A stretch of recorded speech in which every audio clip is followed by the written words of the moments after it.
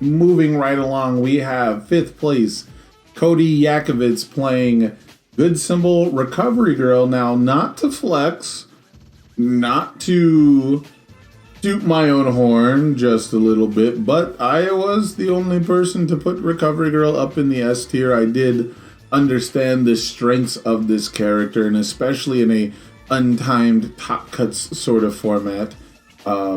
This character, I believe, is good on all 3 of her symbols, but the Good Symbol offers some really interesting tech pieces. So a lot of these cards do have life as well, but let's take a look first of all at Rigorous Training. This is probably like the staplest kind of a card. You don't need too many. You just got to see what in your discard pile, because you get to take damage and then gain 2 health. So it's effectively -2 health, -2 damage on just about everything that you get hit by. This is a really common card for Recovery Girls to add, and when she's not adding Rigorous Training to her stage to gain the 2, you're probably in real trouble. You know, New Training Method is a crazy card to add with Recovery Girl. You get to add it in, and then you get to build a card from your hand, so you can get out of clunky hands that way. You benefit a lot off card draw from things like Passing the Torch this way. Gives you more fodder for self-sacrifice this way. Just really good, really solid stuff. Resistance helps protect your stage from these big stuns, and it counts as that all-important damage reduction. Recovery Girl is big on damage reduction. You know, Manly Passionate Guy, just another way to build from your hand, right? Not seeing Bonds of Friendship, which is really interesting. I think that's where a lot of people start with cards like that for Recovery Girl, but then you risk going into Deadlock really fast. You risk like overbuilding too much, so I think that's a big part of it.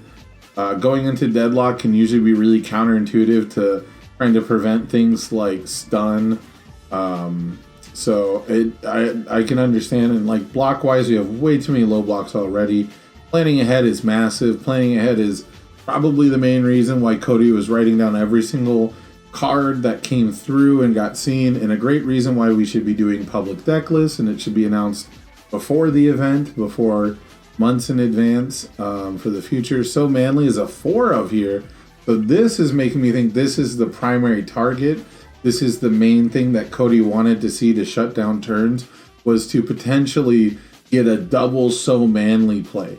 Because if you take like 1 or 2 damage and you clog your opponent twice because you get to respond So Manly, then you get to build a So Manly, then you get to respond with that second So Manly, that's the kind of thing that like makes it tough for your opponent to build foundations and can allow you some really nice openings. On top of that, we've got Invisible Infiltration, which allows us to unflip a lot of these powerful effects. You know, if we can't necessarily destroy and rebuild everything, so this is a really good way to do that. You're So Obvious as a 3 of. This just prevents your opponent from sequencing super hard. This makes the game into an incredible chess match. It's actually the most miserable thing about the Recovery Girl matchup. It's actually one of the reasons I don't like playing the Good Symbol Recovery Girl, because this is where a lot of your skill-intensive sequencing comes from, is playing around Recovery Girl's You're So Obvious and Recovery Girl herself using it.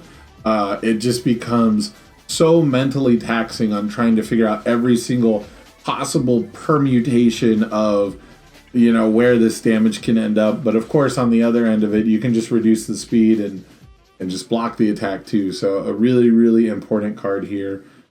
Quick Creation is on 2 of her symbols and really nice for damage reduction. You know, what else can really be said about that? And then the attack lineup is very interesting. Forceful Blow is powerful 4, and if you block it, we get a foundation, which is huge. Even if it's a 1 difficulty or 0, whatever, we want self-sacrifice really badly in this deck. Resistance is huge in this deck. It can't be fixed, can be. And Recovery Girl's Kiss actually does do quite a bit when we're living for so long. So the powerful 4, you can make it a throw and end the game, or just make it like a really annoying poke that your opponent has to block pretty much, and give you that card. So definitely really nice momentum payoff. Next up, we have Mighty Punch. This is the deadlock enhance that everyone should be afraid of. This is the kind of thing where you have to do some really shitty turns into Recovery Girl if you're afraid of this Mighty Punch. And it also fills up your discard pile, and people don't want to block a 3 mid for 7 throw all the time. So yeah, this one is a very, very nice card, and another big reason I think to play Good Symbol Recovery Girl over the other two. Next up is Reverse Throw. This one's kind of interesting to me. This one's already a throw, and it's not statted particularly well. But if we get a bunch of damage being pumped onto it, because we have like staggering positivity, you can put damage on this with You're So Obvious. If you really wanted to. I imagine Manly Friendships get put into this a lot, and if you get it up to 9 damage, you can draw another card off of it, which is really big, and then it just gives you a momentum without costing you 2 foundations. So it makes sense. I'm just a little surprised to see it. I already talked about Invisible Infiltration a lot. I'm a little surprised we didn't have the Toru in the side, but I guess there's no real matchup where you'd want a 77 card Toru deck. But yeah, this one is just for unflipping a bunch of stuff. It accelerates our multi-use package that Recovery Girl gets to do a lot. It prevents your opponent from just sitting there and doing absolutely nothing while not poking into you to try and set up their board while you're stuck with a bunch of face down. So very cool card. And then of course, as the game goes on, it gets bigger and bigger and bigger, and you can make this a throw. You kind of need your opponent to be at like 16 foundations for this to get super threatening though, so not the biggest deal in the world. Then we have another native throw that just builds us a 0 diff. You know, our 0 diff can be playable while committed. If it can't be fixed, it's another fodder piece for a card like Self-Sacrifice. It makes Battle Resolve a little more consistent. So just really nice. It's, again, a great way to get momentum so we don't actually have to spend foundations. So this deck did kind of come out of left field because no one had really done super well with Recovery Girl in the past. The sideboard is just more of the same options, right? Feeling like we need more anti-mill, feeling like we need more speed hate, feeling like we need more life gain, stuff like that. The 4 Capturable Doers, that's a staple on the Good Symbol.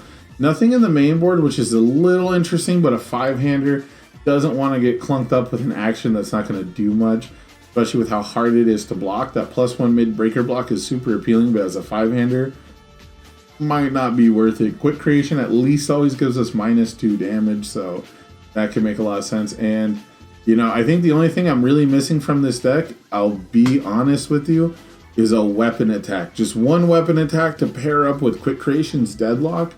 I know we already have like a Deadlock deterrent with this mill plan, and there's other great Deadlock effects in the deck, but I really gotta think that if we had like one weapon attack that we could turn into a throw and also double the speed and damage, it would make the deck a little more exciting. It might have a little more pop and pizzazz in certain situations, but I'd have to ask Cody if anyone ever even went to Deadlock against him, because again, we already have a really nice Deadlock threat with that mill condition, so probably no one's planned to go to Deadlock against her anyhow.